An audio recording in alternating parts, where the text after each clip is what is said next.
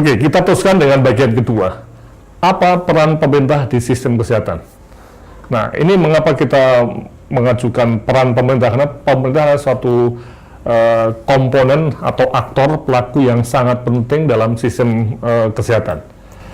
Nah, kalau kita kembali ada berbagai fungsi dalam sistem kesehatan WHO, itu ada peran berupa regulator atau yang membuat regulasi-regulasi, peraturan-peraturan, kebijakan-kebijakan, atau juga disebut sebagai stewardship, peran yang ke arah pembidana, kemudian juga peran pelaksanaan kegiatan kesehatan, kemudian peran pengembangan SDM dan sumber daya lainnya.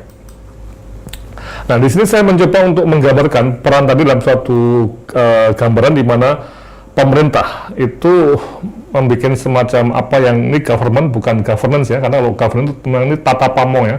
Apa aktor-aktor ini fungsinya apa dan bagaimana perilakunya, ini kita sebut governance ya. Tapi pemerintah sendiri, government itu berfungsi sebagai bisa regulator, bisa pembidana, dan juga bisa sebagai pelaksana. Nah, masyarakat itu tidak sebagai regulator, tapi sebagai pembidana juga bisa dan pelaksana. Sebenarnya kelompok usaha itu baik itu profit dan non-profit. Jadi di kesehatan juga banyak kelompok-kelompok usaha yang bersifat mencari untung, ya berbentuk PT di perusahaan-perusahaan obat, distributor obat, kedokteran, juga sekarang rumah sakit banyak yang berbentuk PT, tapi juga banyak yang berupa lembaga non-profit milik pemerintah dan swasta. Mereka sebagai pelaksana. Nah, inilah kita lihat bahwa pemerintah itu harus mengawasi kelompok-kelompok usaha. Ini. Kalau tidak diawasi, itu kelompok usaha bisa memberikan atau dapat melanggar aturan atau memberikan pelayanan yang tidak bermutu, yang dapat membahayakan keselamatan masyarakat pengguna.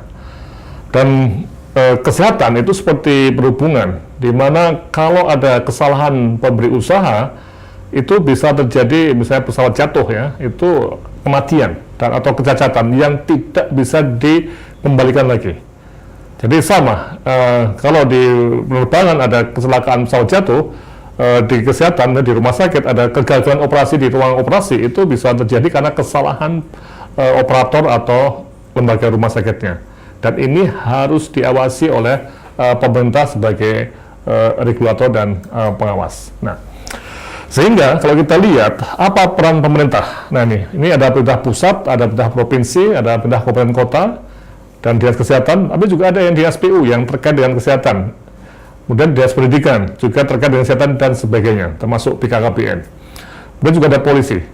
Nah, ini punya peran yang lengkap, ya. Jadi inilah pemerintah itu punya peran yang sangat lengkap, ya, dari mulai regulasi sampai ke pengembangan SDM. Masyarakat ini tidak atau bukan menjadi regulator atau penentu kebijakan. Masyarakat itu bisa berperan dalam pembiayaan pelaksanaan kegiatan termasuk pengembangan SDM dan sebagainya. Nah, di sini juga kita bisa lihat ikatan profesi sangat penting di sini, di mana ikatan profesi itu bisa menjadi apa yang disebut sebagai penentu penting dalam sistem kesehatan. Karena mutu pelayanan itu ditentukan juga oleh ikatan profesi termasuk ID ataupun dalam konteks lebih spesifik Ikatan Ahli Bedah Indonesia IKAPI atau IDAI Ikatan Dokter Anak Indonesia dan sebagainya. Nah, oke. Dari dokter sebagai bagian dari masyarakat termasuk profesional yang merupakan anggota masyarakat yang mempunyai profesionalisme dan juga kode etik. Dan dokter bekerja harus dengan izin yang diatur oleh Undang-Undang Praktek Kedokteran.